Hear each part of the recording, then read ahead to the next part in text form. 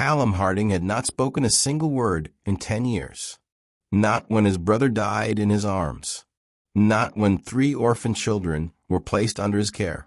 Not when the town whispered his name like a warning and called him broken, dangerous, a monster better locked away. But on the morning little Ruth fell from aloft and lay unmoving on the frozen ground. Something deep inside him finally shattered. He opened his mouth, and for the first time in a decade, the silent man screamed her name. Ruth. One word, one breath, one sound that cracked open a past buried under war, grief, and fear. This is how it all began. The stagecoach driver crossed himself as the horses slowed before the iron gates of Copper Valley Ranch. Snow clung to the fence posts, and the land beyond stretched wide and lonely, the main house standing like a dark silhouette against the pale winter sky. "That's the place, ma'am?" the driver asked, not meeting Margaret O'Brien's eyes. His voice carried unease like he already regretted stopping. "Yes," Maggie said, tightening her grip on her worn carpetbag. "Copper Valley Ranch," the driver swallowed. "You sure you want me to leave you here?" "I answered an advertisement," Maggie replied evenly. 3 children need a governess. It ain't the children you should worry about." She looked at him calmly. "Then what?" He finally met her gaze. Fear sat plain on his weathered face. Him, Callum Harding. Folks call him the Stone Man. Ain't spoken in 10 years. Came back from the war wrong. Cold eyes. Doesn't smile. Don't talk. Don't explain. Just stares like he's deciding whether to bury you or let you walk away. Maggie stepped down from the coach. Her boots crunched against the frozen ground. "Then I suppose," she said quietly, "I'll find out for myself." The driver shook his head, flicked the reins, and left her standing alone at what the town liked to call Hell's Gate Ranch. The house was larger than Maggie expected, solid, well-kept, nothing like the ruined den of madness she had imagined from the whispers. Smoke curled from the chimney, a sign of life. Before she reached the porch, the front door opened. A girl stood there about 12 years old, dark hair pulled tight, sharp eyes far too old for her young face. She studied Maggie like someone who had learned not to trust easily.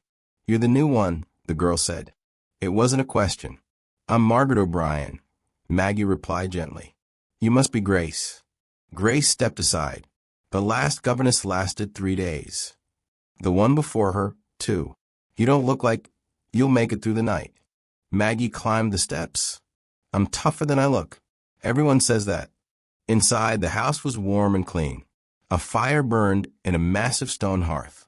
Polished floors reflected the light. 2 more children appeared from behind the stairs. A boy around 9 stood protectively in front of a tiny girl clutching a ragged doll. "I'm Noah," he said cautiously. "That's Ruth. She doesn't talk to strangers. Neither does Uncle Cal," Grace added. "So you'll fit right in." A deep voice interrupted them. "That'll be enough, Grace." A man stepped forward, older with silver in his hair and kind eyes. "Silas Marsh," he said, offering his hand. "I manage the household. Mr. Harding asked me to get you settled." Maggie echoed.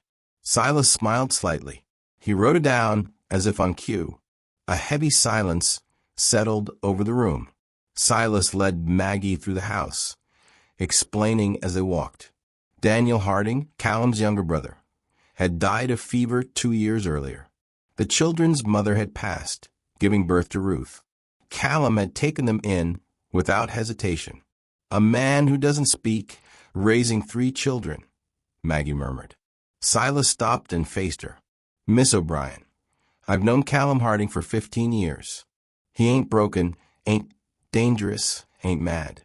Something happened to him in the war that stole his voice, but not his mind, not his heart. Those children love him more than life itself.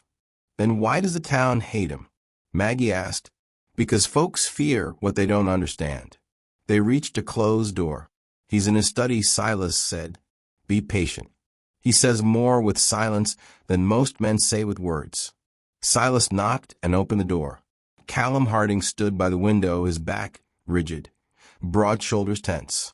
He did not turn. Maggie stepped inside. "Mr. Harding," she said steadily, "thank you for the opportunity. I look forward to teaching your nieces and nephew." Silence slowly. Callum turned. Maggie's breath caught. His face was strong, marked by a long scar at his temple. But it was his eyes that held her, gray and guarded, not empty, watching, measuring. He crossed his desk, picked up a paper, and held it out. Maggie read his neat handwriting. "The children need structure and education. I cannot provide all of it. Contract 6 months. Room and board included. Salary as agreed. Rules. Do not enter my quarters without invitation. Do not discuss me with townspeople. Do not pity me. I am not broken. I simply do not speak. If acceptable, you may stay. If not, the stagecoach returns tomorrow." Maggie folded the paper. "I accept," she said, "but I have conditions, too." His brow lifted slightly. "I won't pretend you aren't in the room. I won't speak about you as if you aren't their guardian. And I won't treat your silence as something to be fixed." She met his gaze. "You don't speak. That doesn't make you less." For a long moment, nothing moved. Then, barely, the corner of Callum Harding's mouth lifted. He extended his hand. That single gesture changed everything. The first week settled into routine. Lessons in the morning, chores and quiet afternoons, dinners together every night. Callum was always there, silent, watching. Maggie learned quickly. A tightened jaw meant worry. Softened eyes meant pride. Grace translated often. "Uncle Cal says you need more books. He says Noah can skip arithmetic tomorrow. He says Ruth asked for the salt." Ruth never spoke, but Callum understood her every movement. He just pays attention. Grace explained he learned her language because she couldn't learn his. That thought stayed with Maggie. The trouble began in town. Whispers followed them through the general store. Words like monster, dangerous, unfit. A sharp-faced woman spoke too loudly. "Someone should take those children away." Maggie turned on her. "They can hear you." The woman sneered. "I'm Abigail Preston, and that man should be locked away." That night, Grace told her the truth. Mrs. Preston wanted Callum's land. A judge named Whitaker wanted revenge for a son lost in the same war. "They want to call him incompetent," Grace whispered. "Put him in an asylum." Maggie felt cold all the way through. That evening, she knocked on Callum's study door. He opened it. "They're coming for you," she said. "For the children." Callum wrote quickly. "I know. The hearing is in January." Her chest tightened. "We'll fight." He shook his head. "A man who doesn't speak, proving he isn't insane." Maggie stepped closer. "Then I'll speak for you." He looked at her for a long time, then wrote one word. "Stay." Maggie nodded. "I'm not going anywhere." For the first time in 10 years, Callum Harding felt something stir inside his chest. Hope. And neither of them knew how high the cost of that hope would be. The town moved faster once the word spread. It started with looks, lingering stares when Maggie walked into the general store. Conversations that stopped the moment she entered a room. People who once nodded politely now turned away, like silence itself might be contagious. And then the letter arrived. Silas brought it in one cold morning, his jaw tight, his usual calm shaken. He handed it to Callum without a word. Callum read it slowly, his face turning to stone. Notice of hearing. January 12th. Determination of mental competence and guardianship. Maggie felt her stomach drop. "They're really doing it," she said quietly. Callum wrote on his pad. "They've been planning this for months." Grace slammed her book shut. "Mrs. Preston and Judge Whitaker," Noah added grimly. Ruth stood very still, clutching her doll, watching Callum with wide eyes. That night, Maggie found Callum in his study, writing long after the house had gone quiet. Papers covered the desk. Ranch records, letters, careful proof of a life well run. "You shouldn't have to prove you're human," Maggie said softly. Callum's pen paused. "I have to protect them." I know, she replied. And you won't do it alone. The days that followed were tense. Maggie gathered written statements from ranch hands, men who trusted Callum with their pay and their lives, families who had seen his care for the children. Silas added his own testimony, steady and detailed, but Maggie knew it might not be enough. Judge Whitaker wanted blood, and Mrs. Tess Preston wanted land. 2 weeks before the hearing, Dr. Amos Blackwood arrived at the ranch. He was old, unsteady, and smelled faintly of whiskey, but his eyes sharpened when he saw Callum. They're bringing in a specialist, Blackwood said. From back east, Edmund Crane claims he understands disorders of the mind. Callum's hand tightened around his pen. What kind of examination? The kind used in asylums, Blackwood said quietly. Provocation, pain, anything to force a reaction. Maggie's blood ran cold. They can't, she said. That's torture. They will, Blackwood replied. Whitaker already signed the order. After he left, Callum stood completely still. Maggie had learned what that meant. Fear. That night, she found Callum sitting alone, staring at nothing. They already hurt you once, she said gently. In the war, he nodded. They tried to fix me then, too. She stepped closer. Let me help. Callum hesitated, then reached into his desk and handed her a stack of pages. Chica, September 1863. Maggie read until her hands shook. Dead men. Silence forced to survive. A dying boy held through sunset. A scream that never came back. When she finished, her eyes burned. They broke you, she whispered. Callum wrote slowly. They failed. The examination came 3 days before the hearing. Maggie was not allowed inside. She waited outside the courthouse for hours, pacing the frozen ground, praying. When the doors finally opened, Callum emerged pale, shaking, his jaw clenched tight. What did they do? She asked. He said nothing. That night, Maggie found him in his study. A pistol lay on the desk. Her heart stopped. She crossed the room in 3 strides, took it from his hand, and slid it away. No, she said firmly. You don't get to leave. Callum looked up, eyes red, rage and despair burning together. They tortured me. He showed her his hands, burn marks red and raw. Maggie felt something inside her turn sharp and cold. This proves everything, she said. They're not after truth. They're after breaking you. Callum shook his head. They'll win. No, Maggie said. We fight. He looked at her like a man afraid to believe. Then the letter arrived. Thomas Hayes would testify. A deputy sheriff, a soldier, a witness to Chickamauga. Hope flickered again. The night before the hearing, the children gathered around Callum. Gray spoke first. I want to testify. Noah nodded. Me too. Ruth climbed into Callum's lap and pressed her forehead against his chest. Callum closed his eyes. The morning of the hearing, the courtroom was packed. Miss Preston sat in front, smiling like victory was already hers. Dr. Crane spoke first. Smooth, confident, cruel. Mr. Harding's silence is proof of severe hysteria, he declared. He is unfit to care for children. Maggie rose. Objection. Denied, Whitaker snapped. Then Thomas Hayes took the stand. He told the truth about Chickamauga, about Elijah Whitaker dying in Callum's arms, about silence saving lives. Whitaker's face cracked. Then Grace stepped forward. 12 years old, steady, brave. He learned my sister's language, she said, because she couldn't learn his. The courtroom held its breath. Ruth walked to the front, and she spoke. Please don't take my uncle. One word changed everything. The judge recessed. Silence stretched. When Whitaker returned, his voice was different. Guardianship remains with Callum Harding, he said. Case dismissed. Callum didn't move. Then Ruth hugged him, and the stone man cried.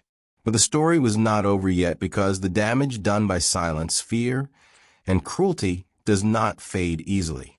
And healing, Maggie would soon learn, asks for more than victory. It asks for courage and sometimes a voice that must be found again. The ranch felt different after the hearing. Not quieter, not louder, just changed. The fear that had lived in the walls for months was gone, but something fragile had taken its place, like glass after a storm, whole but easily broken. Callum Harding moved through the house slowly in the days that followed. He worked the ranch, ate with the children, sat by the fire at night. From the outside, everything looked the same, but Maggie noticed the difference. His hands trembled when he wrote. His jaw stayed tight even when he smiled, and sometimes late at night, she heard him pacing the porch until dawn. The children stayed close to him. Grace watched him like a guard dog, ready to snap at anyone who looked wrong. Noah hovered nearby, offering help that wasn't needed. Ruth barely left his side, curling into him whenever she could, as if afraid he might disappear if she let go. One evening, Maggie found Callum sitting alone in the study, staring at the fire. "You won," she said softly. Callum picked up his pencil, then set it down again. "Winning doesn't erase what they did." She sat beside him. "No, but it means they can't do it again." He rubbed his throat unconsciously. "They woke something that won't sleep now." Maggie understood. Trauma did not vanish because a judge said the right words. It lingered. It waited. That night, Callum did something unexpected. He tried to speak. At first, it was just breath. Then a sound, broken and rough, like stone dragged across stone. Maggie froze, afraid to move, afraid to scare it away. He swallowed hard. His face tightened with effort. "And Mag." The sound collapsed into silence. Callum closed his eyes, ashamed. Maggie reached for his hands. "You don't have to." He shook his head fiercely. "I want to." Days passed and weeks. Sometimes he tried again. Sometimes he didn't. Maggie never pushed. She simply stayed, sat with him in silence, met his eyes, let him know she was listening even when there were no words. Slowly, something else changed. Ruth began to hum. It was barely audible at first, a soft sound as she rocked her doll. No words, just sound. Callum noticed immediately. He knelt in front of her, eyes wide. She stopped, frightened. "It's okay," Maggie said gently. "You're safe." Ruth looked at Callum, then hummed again. Callum's breath hitched. That night, he wrote for hours. Not about war, not about pain, but about Ruth, about how silence had been their bridge, how they had met each other in it, how hearing her voice now felt like witnessing a miracle meant only for him. Winter loosened its grip on Copper Valley. Snow melted. Days grew longer. And with the thaw came visitors. Veterans' parents with silent children. Men and women who had heard whispers of a place where silence wasn't treated like a disease. At first, Callum resisted. "I am not a healer," he wrote. "You already are," Maggie said. "You just don't call it that." They opened the east wing of the house. Nothing formal, just rooms, warm fires, quiet company. Callum sat with the newcomers the way he had always sat with Ruth. No pressure, no forcing, just presence. And people changed. A veteran who hadn't spoken since the war began writing again. A child who screamed at night learned to sleep. A woman locked away for years finally smiled.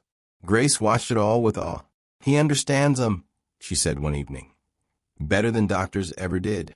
"Because he doesn't try to fix them," Maggie replied. "He listens." Spring arrived with green fields and new beginnings. And then one evening on the porch, Callum tried again. "Maggie." The word came out rough, broken, but real. Maggie covered her mouth as tears spilled down her cheeks. He tried to pull away, embarrassed. She stopped him. "Say it again, Maggie." She laughed through her tears and kissed him. He held her face like she might disappear. "Stay," he whispered. "I'm here," she said. "Always." The proposal came without ceremony. No crowd, no speeches, just Callum kneeling in the grass, holding a simple ring, his hands shaking. "I can't promise many words," he said slowly, "but I promise truth and listening and staying." Maggie didn't let him finish. Yes, she said. Yes, they married in summer beneath a wide open sky. Grace stood tall and proud. Noah grinned like he'd won something. Ruth scattered flowers and whispered the words herself. I love you, Uncle Cal. Callum cried openly. Then life did not become perfect. Some days his voice vanished again. Some nights the war returned in dreams. Some people in town still crossed the street when they saw him. But Copper Valley Ranch became something else. A refuge. A place where silence wasn't feared. Where broken didn't mean useless. Where love spoke louder than sound. Years passed. Children grew. Stories spread. Lives healed. And one winter morning when Ruth slipped on the ice and fell hard, Callum ran to her. She sat up, startled, but unharmed. I'm okay, she said. Callum laughed. A real laugh, clear, strong. The man who once screamed a single name into the cold had found something better than a voice. He had found a reason to use it. And Maggie, standing beside him, knew the truth. Silence had never been his curse. It was the language that taught him how to